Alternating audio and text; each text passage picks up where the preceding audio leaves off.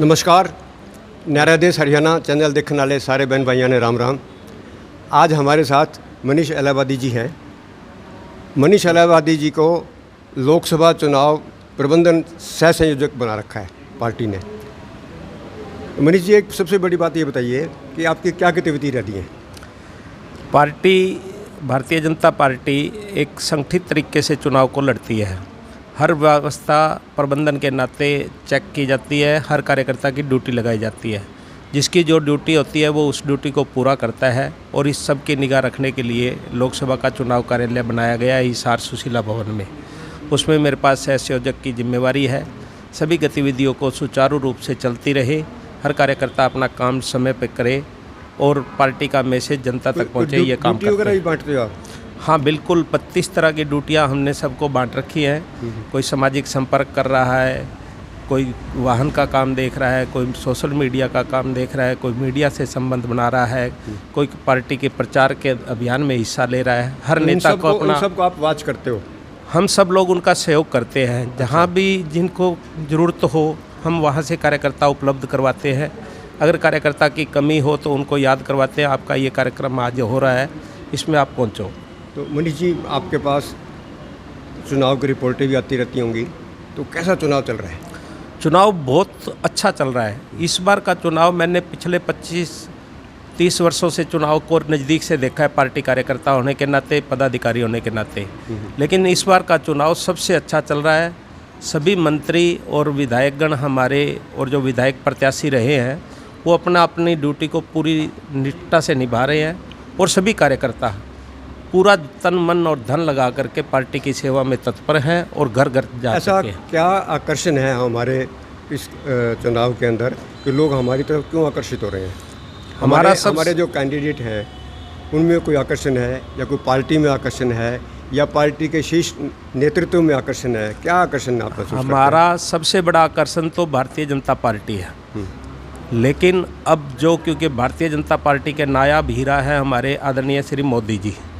पिछले 30 वर्षों में 20 वर्ष तक उन्होंने अपना 13 वर्ष तो काम किया मुख्यमंत्री के नाते और 10 वर्ष उन्होंने काम किया प्रधानमंत्री के नाते, पहले संगठन के नाते काम करते रहे। ऐसे उनका जो व्यक्तित्व है वो पूरे विश्व में छाया हुआ है और आज एक ही नारा सारी तरफ घूम रहा है कि मोदी मोदी मोदी। और तीसरी बार प्रधानमंत्री मोदी जी को चाहते हैं। हमारे प्रत्याशी जी बहुत ही सभ्य और सुशील व्यक्ति हैं, मिलनसार हैं, ईमानदार हैं, एक अच्छे खानदान से संबंध रखते हैं और जनता के अंदर बहुत लोकप्रिय है। बहुत बड़ी बात बताई आपने कि सबसे बड़ी प्रत्याशी की बात होती है। लोग सबसे पहले आकर्षित होते हैं प्रत्याशी को देखकर। जैसे एक दुकान होती है, दुकान के अंदर उसका बोर्ड देखा जाता है, बाहर डिस्प्ले देखा जाता है। दुकानदार के पास तो ग्राहक बाद में पहुंचता है और दुकानदार के पास पहुंचने के बाद अगर उसमें भी आकर्षण है तो फिर वो उसका स्थायी ग्राहक बन जाता है। बिल्कुल, हमारा प्रत्याशी, उनका राजनीतिक जीवन निर्विवाद रहा है। पूरा परिवार, किसी पे किसी प्रकार का कोई दाग नहीं है और जब भी व्यक्ति कोई फ़ोन करता है वो खुद फ़ोन उठाते हैं, उसका उत्तर देते हैं। जितनी समस्याएं वो संभव उनकी सोल्व कर सकते हैं, मौके पे भी सोल्व होती है। नहीं तो पूरी उनकी एक टीम है जो अधिकारियों से और लोगों से मिलकर के उनकी समस्या दूर करने का काम करती है। बिल्कुल ठीक कहा आपने।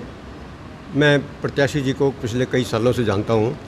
हर महीने की 5 तारीख को हिसार आते रहते हैं, लोगों की समस्याएं सुनते हैं और उनका निराकरण करते हैं। बिल्कुल, मैंने ऐसा रेगुलर मंत्री कभी कहीं नहीं देखा। ये मंत्री हैं तो भी, मंत्री नहीं थे तो भी ये अपना कर्तव्य निर्वाह करते हैं, लोगों की समस्याएं सुनते हैं और जहाँ तक हो सकती है उसका निराकरण करने की कोशिश करते हैं। और इसीलिए इनकी लोकप्रियता भी काफ़ी है।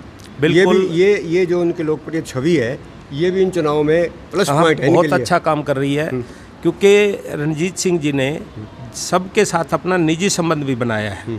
हर कार्यकर्ता को वो निजी रूप से जानते हैं, उनसे पर्सनल फ़ोन करते हैं। जब भी हम उनको कोई याद दिलवाते हैं कि फलां गांव में आपका एक कार्यकर्ता है, थोड़ा सा मतलब आप उनको फ़ोन कीजिए, तो विदिन 2 मिनट उनको फ़ोन हो जाता है और वो कार्यकर्ता सक्रिय भी हो जाता है और पूरी लगन से काम करता है। क्योंकि उन्होंने चौधरी रणजीत सिंह जी के साथ पहले से काम किया हुआ है।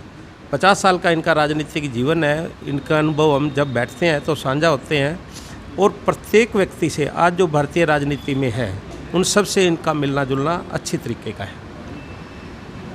एक और बात बताइए इलाहाबादी जी कि हम ये चुनाव तो चलो अभी संपन्न हो जाएंगे, इसके अलावा जब चुनावों के बाद आप अपना कोई व्यवसाय भी करते हैं या फिर पूरा समय आप पार्टी के लिए दे रखा है? मेरी आड़त की दुकान है आदमपुर में। अच्छा। और आदमपुर हल्के का मैं रहने वाला हूँ। चुनाव संपन्न होते हैं तो अपना काम लग जाता है कार्यकर्ता। वैसे मेरा जीवन वैसे पार्टी को समर्पित ही रहा है। मेरे लिए पार्टी पहले और अपना काम बाद में रहता है, क्योंकि भारतीय जनता पार्टी ही इस देश को तरक्की के बुलंदी पर ले जा सकती है। कितने सालों से जुड़े हुए हैं इस पार्टी से? मैं लगभग 34 साल तो डायरेक्ट पार्टी से जुड़े हो गया। अच्छा। पहले अपना विचार परिवार संघ आपने परिवार से आदमपुर जुड़े का हुए। नाम लिया है हाँ और जी। आदमपुर में ऐसे व्यक्ति बहुत कम होते हैं कि जो भाजपा से इतने सालों से जुड़े हुए हों, क्योंकि आदमपुर का इलाका आमतौर पर यह माना जाता है चौधरी भजन लाल जी का गढ़। अच्छा, चौधरी भजन लाल जी जो थे वो कांग्रेस में थे, बीजेपी तो इन्होंने, इनका परिवार अब आया बीजेपी में, इससे पहले सब कांग्रेस में थे वो। तो पूरा का पूरा जो मंडी आदमपुर है तो ये हम ही समझते हैं कि मंडी के अंदर लोग सारे कांग्रेस ही थे, तो आप अकेले ऐसे व्यक्ति थे जो बीजेपी का झंडा बुलंद किए हुए थे? नहीं, ऐसा है कि शुरू से मन था भाई एक दिन देश को जोड़ने वाली जो भारतीय जनता पार्टी है उसका भी राज आएगा। माननीय अटल बिहारी वाजपेयी जी हमारे नेता होते थे, हम सब लोग उनके लिए काम करते थे। और आपको भी ध्यान होगा मुरली मनोहर जोशी जी आदमपुर में आए थे, हमारा गठबंधन था आजका के साथ, तब आप भी उस समय मौजूद थे। और ये बात नहीं है कि हमारे विधायक जी पहली बार इस पार्टी के साथ जुड़े हैं। 11 से लेकर के 14 तक 3 साल का हमारा गठबंधन बहुत अच्छा चला था।